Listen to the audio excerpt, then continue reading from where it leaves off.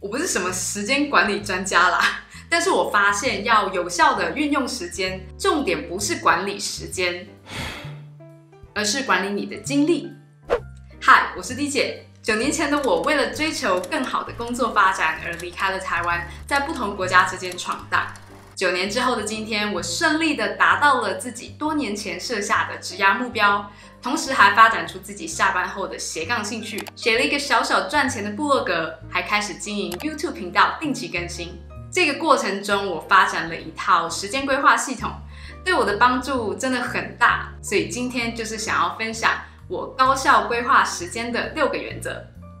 1. 找出大脑的黄金时段。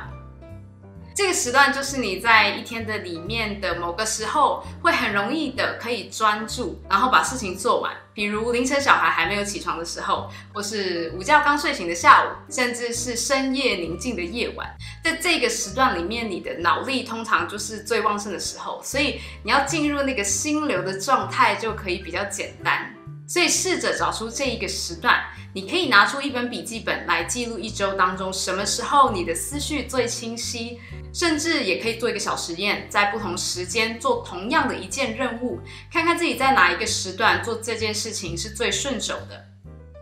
我的话，我的黄金时段是上午8点到12点之间。那这段时间里面，我在公司的工作效率完全就是平常的4倍。然后另外一个时段是晚上下班7点半到10点半之间。然后在这个时段里面，我就会尽量不要让其他事情打扰到我的影片制作，比如不要安排其他的会议，或是把手机切成静音。只要我确保这些时段里面，我有把屁股粘在椅子上，专注我的任务的话，我的专案跟目标就可以很轻易的达到预期的进展。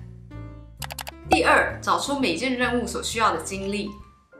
毕竟每一个任务需要的精力成本是不一样的，所以与其我们单纯用时间划分一天的行程，不如就依照各个任务所需要的精力来做规划。在我一天的行程里面，最容易让我精疲力尽的任务，就包括做设计、做简报、开会，然后拍影片，然后写脚本跟影片编辑。但是也有一些事情是比较轻松的嘛，像是设计审查、查看邮件啦、回复讯息，甚至是做家事等等的。我在早上的黄金时段就喜欢做设计或者是准备简报，因为他们非常消耗我的脑力。那到了下午，我的大脑没有早上锐利的时候，我就会拿来做一些比较行政类的工作，包含开会啦、看邮件、回复讯息之类的。要找出每件任务需要的精力也是很容易的，只要把1周里面你最常做的事情一项一项写出来，接着依据能量消耗的高低来排序就可以了。但是记得，一件消耗我们精力的事情，并不代表它们就是最重要的。所以在大脑的黄金时段里面，你要尽量保留给那些又很重要又很花精力的事情。其实呢，我这几年有开始花钱请别人来家里打扫。以前我会觉得这样子非常的奢侈，但是当我把自己的时间看成资产之后，我就发现这样真的很划算，因为打扫不会花我太多精力，但是很花时间。那晚上就是我的大脑黄金时段，这么珍贵的时段，我宁愿留给更重要的事情，比如写这支影片的脚本。3，确认重心。跟很多人一样，我在规划时间的时候，很容易会想要塞进很多东西跟很多的期限，结果反而搞得自己压力很大，甚至在几天之后，因为没有达到自己的理想计划，然后就对自己失去信心，最后就放弃。后来我发现，其实一次只投入1-2个重心，反而是比较有机会看到显著进步的。我目前的生活重心就是工作还有拍影片，在这些之外的事情，我就学会了妥协。像是运动上，我只追求维持运动习惯就好，不在意体能上要有很大的进步，或者跟家人相处的时间也是大大的减少，毕竟现在有时差的问题。社交活动我也超少参加，反正呢，我没朋友。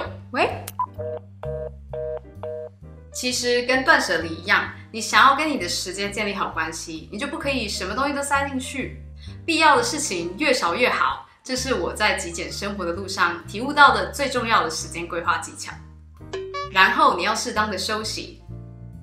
休息是有效率的 ，OK？ 有太多的研究都反复的验证，那些有固定休息的人，比长时间工作不休息的人，工作更有效率，生产力更高，做事情更专注，跟伴侣吵架的几率更少。我知道在这个以忙碌为主流的时代呢，要慢下来放松是真的蛮困难的一件事情，所以我们才需要更刻意的练习让自己休息。多多观察生活中有什么事情是可以让你感到身心灵有放松到的感觉，比如吃过午饭在室外散散步，下午做一个30分钟的运动，或者是花个5分钟跳一个奇怪的舞。休息才可以走得更长远，我们千万不要为了短期的冲刺成果而忽略了长期的成功。第5，时间格式化呈现。纸本也好，任务清单或是 Notion APP 都可以，只要是适合你的工具都很好。我唯一的建议就是不要只是单纯列出任务清单，我们需要善用行事历，而行事历的好处就是可以让我们不用为下一个任务来做决定，减轻我们的决策疲劳。1周的计划，我喜欢用谷歌行事历，是免费的，网页版跟手机版也可以同步，很方便。我喜欢在每周日的晚上或是周一的早晨安排未来1周的时间表，像是重要的工作待办事项、运动时间、影片的制作时间等等。不同类型的事情也会用不同颜色区分，帮助我一目了然。每日的计划，我则是使用子弹笔记，我喜欢每一天早晨写下当天一定要完成的事情。虽然有时候任务清单还有行事历会有一点重复，但我觉得毕竟重要的事情手写加强记忆也很好。我知道在尝试不同工具的阶段的时候会蛮花时间跟心思的，但是一旦找到一个适合你的格式，就可以一劳永逸，减轻很多的压力。最后是保持待办事项的弹性。无论你多么努力的制作了一个完美的时间规划，很多事情就是无法掌控。有时候就算我们把隔天的计划做好做满，起床的时候偏偏状态就是很差，甚至大脑黄金时段来了，预料之外的事情就是会发生。有时间计划很好，但是我们也要有可以缓冲的空间。也就是说，当事情的进展不如你预期的时候，放过自己一马吧。我也是想要讲给自己听，因为我完全可以理解那种一整天的计划被一件鸟事全部打乱有多么让人沮丧。比如影片做到一半电脑宕机，或是2点约好的水电工到4点人都还没有出现，然后好声好气的传讯息也没有人回复，打了好多通电话也没有人接，最后联系了客服，他们也无能为力。你用尽了一切的努力，水电工就是永远不出现。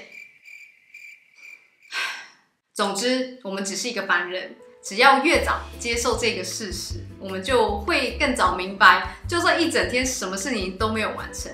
我们也不用太责怪自己。所以呢，时间规划的时候，也不要忘记把生活中的高低起伏也放进时间规划里面的一部分。只有这样子，我们才可以在达到目标的同时，保持悠然自得的生活。